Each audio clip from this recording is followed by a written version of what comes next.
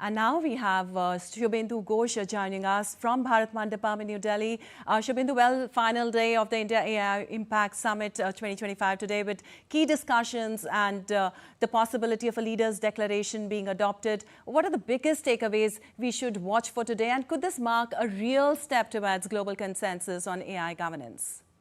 That's right, Lipakshi. A lot has been achieved in these few days of the India AI Impact Summit. The most important aspect would be the manner in which the focus has been to humanize artificial intelligence for the future.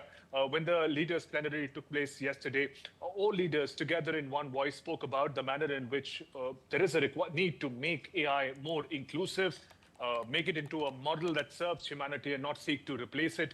And all the sessions that are taking place also today is the final day of the summit, although the expo will continue for another day for people to come and watch innovations that are being done in India and across the world in AI.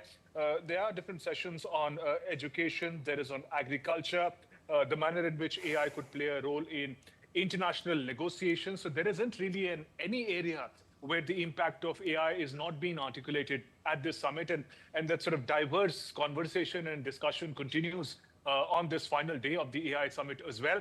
But coming back to the main point, that at the heart of it would be to create a certain roadmap of the manner in which the biggest part, the allies, the friendly countries could, led by India in this case, in this summit, could in fact create a roadmap for AI adoption across the world. And that would be from the perspective of making it more inclusive, making sure that the benefits of AI, the access to AI is available, is sort of democratized, the access to resources, the Pax Silica pact that was signed today, the initiative, that in fact is a milestone pact to ensure that India, for instance, is going to be part of that key group of nations who will have access to important supply chains which form the bedrock of any kind of AI innovations with semiconductors and critical minerals. So in that sense, the entire ecosystem of AI, future of AI has been in focus in this summit, and that conversation continues across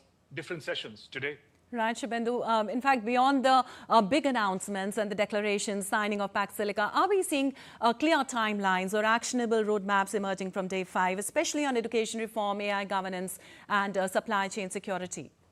Oh, absolutely. One of the most important ways in which it is happening is that, as you know, that this AI Expo is home to over 600 high potential startups, not just from India, but across the world. And they've actually come up with very working models. Many of them have also applied, tested their models on population scale.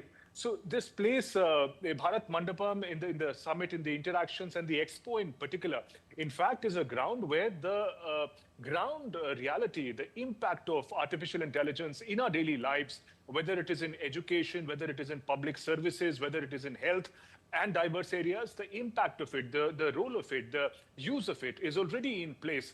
And it is also a place where investors from across the world are gathering. So a very, very fertile ground for ideas to turn into enterprise to turn into a bigger, aspire for unicorn-like presence. So in that sense, the entire active ecosystem of AI, of India and across the world is engaging at this summit, and therefore a very, very exciting opportunity for whether you're interested in AI, whether you're an entrepreneur, or whether you want to invest in AI and yield profits from that future that is going to be driven by AI. Bharat Mandapam in these days is the place to be.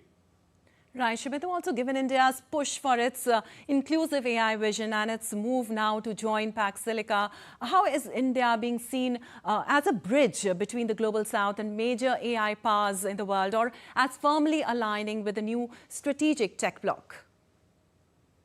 Lipakshi, India is sort of poised to have a very, very critical role in this cusp of AI revolution that the world is at.